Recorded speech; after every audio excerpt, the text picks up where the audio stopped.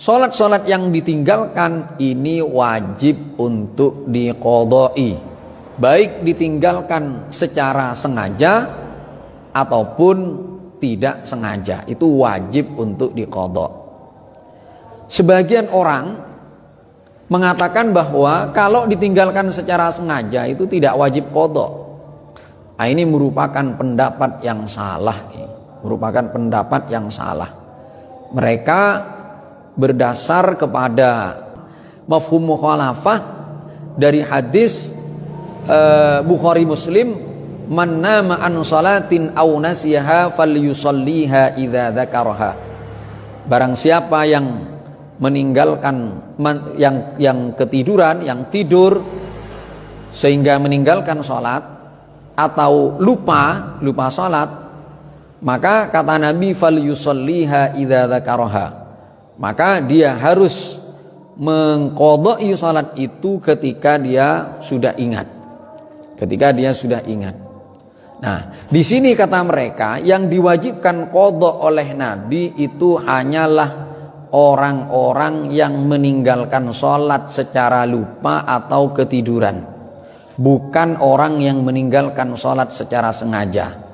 Kalau meninggalkan secara sengaja, menurut mereka tidak wajib. Tetapi kita mengatakan bahwa hadis itu justru menunjukkan bahwa bagi orang yang meninggalkan sholat secara sengaja itu justru lebih wajib untuk mengqadai. Karena hadis itu sebagaimana disampaikan oleh Imam An-Nawawi itu termasuk min babit tambih bil adna alal a'la, termasuk memberi peringatan kepada sesuatu yang lebih tinggi, Artinya apa? Apabila orang yang meninggalkan sholat karena uzur saja wajib mengqadha, maka apalagi orang yang meninggalkan sholat tanpa uzur, tentu saja mereka lebih wajib untuk mengqadha. Nah, ini jadi pakai mafhum aulawi, mafhum muwafaqah, justru mafhum aulawi. Nah, dan ini tidak mereka yang mengatakan bahwa ini bisa di mafhum mukhalafah itu tidak benar. Karena pertama, mafhum mukhalafah itu merupakan istidlal yang lemah. Bahkan kehujahannya di kalangan ulama masih diperselisihkan. Misalnya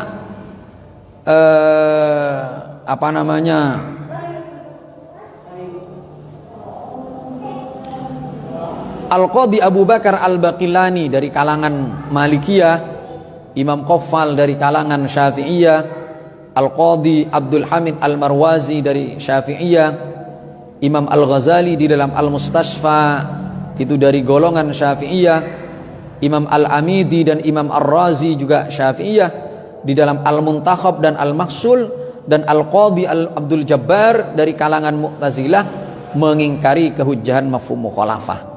Jadi ini pertama. Jadi yang berhujjah dengan mafhum mukhalafah itu kita katakan kepada mereka bahwa kehujahan mafhum mukhalafah itu lemah. Karena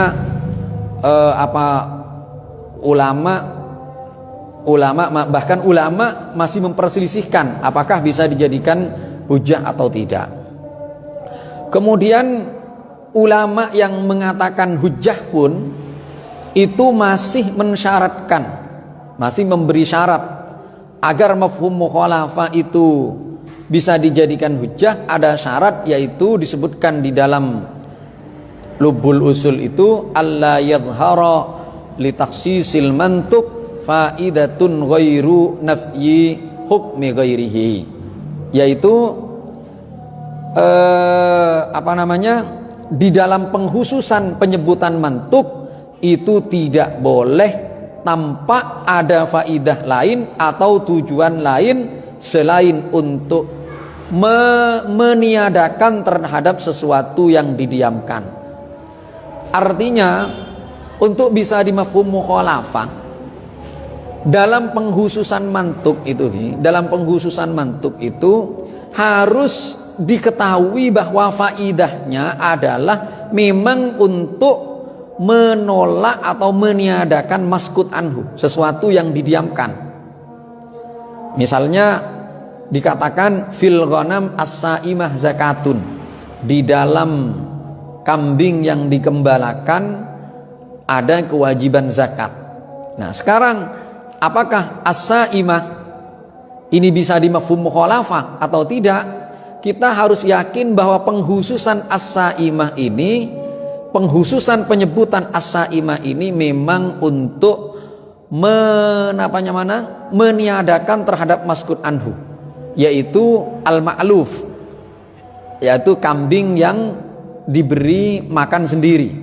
Nah, baru bisa dimafhum mukhalafah bahwa misalnya kambing yang tidak digembalakan di padang rumput yang umum tetapi diberi makan sendiri, itu tidak wajib zakat. Ini baru bisa di mafhum mukhalafah kalau tidak diketahui ada faidah lain. Mengapa kok dikhususkan penyebutkan itu? Kalau masih ada faidah lain, maka mafhum mukhalafah tidak bisa dipakai.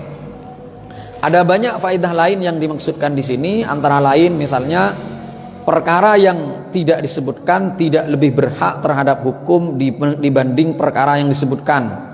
Masalah yang didiamkan tidak disebutkan bukan karena takut. Sesuatu yang didiamkan tidak disebutkan karena tidak tahu.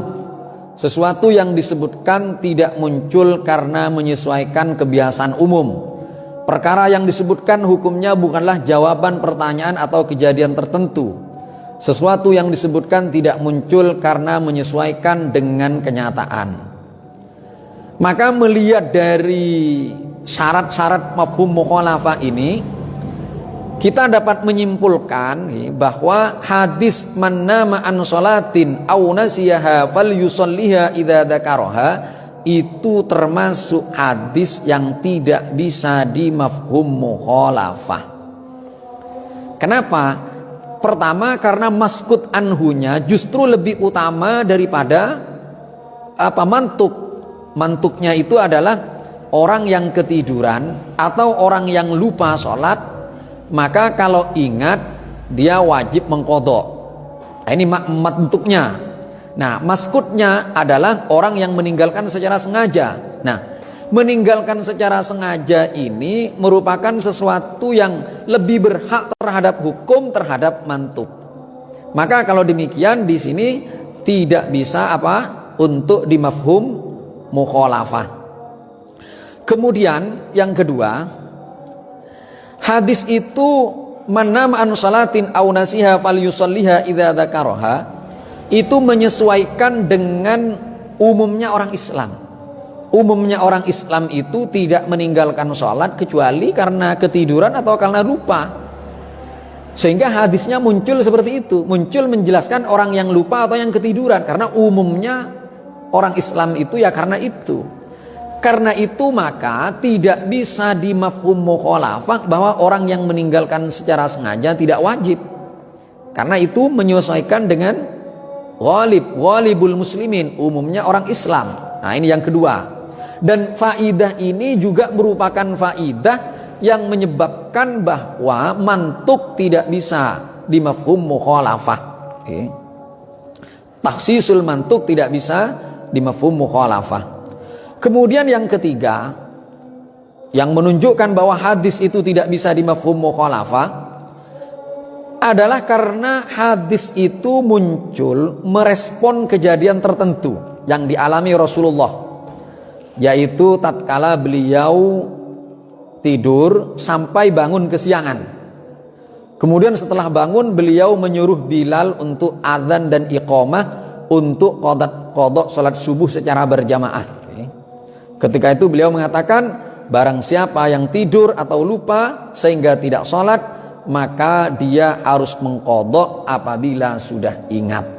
Berarti di sini ada faidah lain yang sampai tiga di sini, sampai tiga yang menjadikan hadis man nama an shalatin aw nasiha falyusalliha idza dzakaraha ini tidak bisa dimafhum mukhalafah. Yaitu pertama, karena maskut anhu lebih utama daripada mantuk. Kemudian yang kedua, karena hadis man nama an salatin aw nasiya ini menyesuaikan dengan umumnya muslimin. Kemudian yang ketiga, karena hadis ini adalah menyesuaikan dengan kenyataan yang terjadi pada Rasulullah. Maka berarti persyaratan mafhum mukhalafah, persyaratan kehujjahan mafhum mukhalafah di sini tidak terpenuhi, yaitu alla yadhhara li takhsisil mantuq faidatun ghairu nafyi hukmi ghairihi, bahwa penghususan mantuq itu tidak boleh tanpa ada faidah lain kecuali memang hanya untuk menafikan maskut anhu, sesuatu yang tidak disebutkan. Nah, ini termasuk yang tidak memenuhi syarat itu. Sehingga yang berhujjah dengan mafhum mukhalafah dalam hal ini gugur hujjahnya. Argumennya lemah sekali, bukan cuma lemah, gugur sekarang. Namun pertanyaannya sekarang, bagaimana dengan keterangan Al-Imam Al-Izzuddin Ibni Abdissalam di dalam Qawaidul Ahkam, di mana di situ beliau mengatakan, wa qala ahlul zahir wa ba'dul ulama man ta'ammada tarkas salat aw isyam lam yalzamhu al-qada li'anna al-qada warada fin nasi wan naim wa huma ma'dzurani wa laysa al-muta'ammid fi ma'nal ma'dzur. Ulama ahli zahir dan zahiriyah, maksudnya zahiriyah, dan sebagian ulama mengatakan barang siapa yang meninggalkan sholat atau puasa secara sengaja, maka dia tidak wajib qadha. Kenapa? Karena qadha itu warada fin nasi wan naim. Qadha itu datang menjelaskan mengenai orang yang lupa dan orang yang ketiduran. Wa huma ma'dzurani, dan mereka berdua ma'dzur. Karena lupa atau ketiduran ya ma'dzur, ditoleransi mereka. Walaisal muta'ammid fi ma'nal ma'dzur.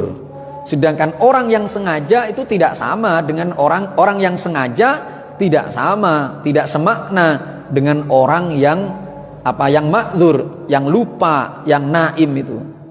Orang yang muta'ammid tidak ma'dzur. Kemudian Imam Ibnu Abdissalam mengatakan walima qaluhu wajhun hasanun. Dzalika anna shalat laysat uqubatan minal uqubat. Hal itu karena salat bukan merupakan hukuman. Hatta yuqala idza wajaba qada'uha 'alal ma'dzur fawujubuhu 'ala ghairihi a'la. Nah, salat itu bukan uqubah, sehingga tidak bisa dikatakan bahwa apabila qadha salat itu wajib kepada ma'dzur, maka kepada selain ma'dzur lebih wajib. Tidak bisa, kata beliau.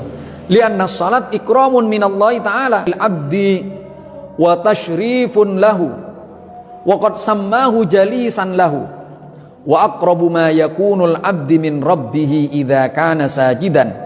Bahkan paling dekatnya posisi seorang hamba dari Tuhannya adalah ketika dia sedang sujud. Nah, fala yastaqimu ma'a hadza ayyuqala, maka tidak bisa dengan ini dikatakan idza ukrimal ma'dzur bil mujalasah wat taqrib kana al 'asi alladzi la 'udhra lahu aula bil ikrami wat taqrib. Apabila orang yang ma'dzur diberi kemuliaan, masih diberi kemuliaan, yaitu orang yang lupa itu loh. Orang yang lupa dan orang yang ketiduran itu masih diberi kemuliaan untuk tetap bisa menghadap kepada Allah, mujalasah, munajat kepada Allah, maka orang yang maksiat yang tidak uzur itu lebih berhak untuk dimuliakan. Tidak bisa ini, kata beliau. Wa ma hadza illa bimathabati may yurattibul karamata ala asbabil ihanah, dan seterusnya. Tapi ini bisa dijawab. Dauhnya Imam Izzuddin bin Salam ini bisa dijawab oleh syarihnya kitab Qawaidul Ahkam. Kitab Qawaidul Ahkam itu disyarahi oleh Al-Imam Al-Bulkini. Di dalam kitab namanya Al-Fawaidul Jisam ala Qawaid Ibn Abdis Salam. Di dalam kitab ini beliau memberikan komentar terhadap dauhnya Imam Abdus Salam itu, yuqalu alaihi ma dzakarahu min an ahli dzahir wa ghairihim wa qawluhu yalzamu alaihi annahu idza absadal hajja amdan bil jima' la yaqdihi wa huwa khilaful ijma'. Kalau dikatakan seperti perkataan ahlu dzahir itu, bahwa orang yang meninggalkan secara sengaja itu tidak bisa disamakan dengan orang yang meninggalkan karena lupa atau karena ketiduran.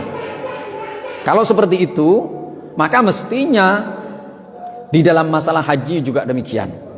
Kalau ada orang haji merusak hajinya secara sengaja dengan jima, maka tidak wajib qadha. Karena al-muta'ammid laisa fi ma'nal ma'dzur. Kalau ini pakai logika atau cara berpikirnya ahlu dzahir. Tetapi kata beliau wa huwa khilaful ijma'. Tetapi pemahaman seperti ini, kesimpulan seperti ini akan menyalahi ijma'.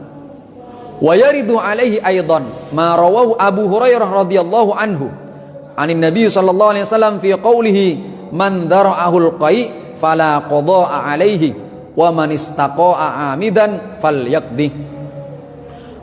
Orang yang sengaja muntah itu wajib qada.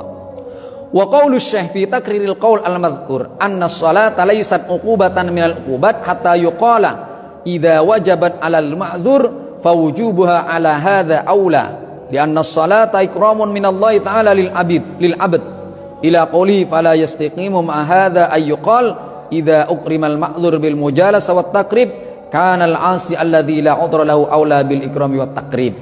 Nah, perkataan ini bagaimana kita menanggapi bahwa sholat itu bukan hukuman, sehingga tidak bisa dikatakan bahwa kalau ma'dzur itu wajib qadha, maka yang tidak ma'dzur itu lebih wajib qadha.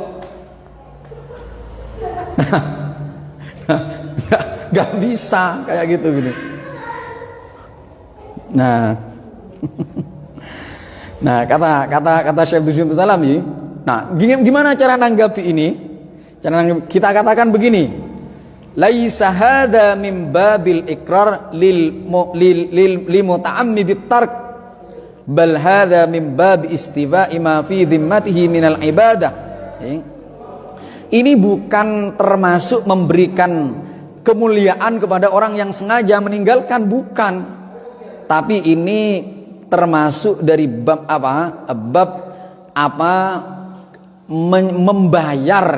membayar ibadah yang menjadi tanggungan dia. Maka dengan demikian dari argumen-argumen ini, semua argumen orang yang mengatakan tidak wajib qadha bagi orang yang meninggalkan salat secara sengaja itu menjadi gugur. Kemudian ada persoalan, ini penting. Gimana kalau orang meninggalkan sholat secara sengaja lama sekali, sampai bertahun-tahun?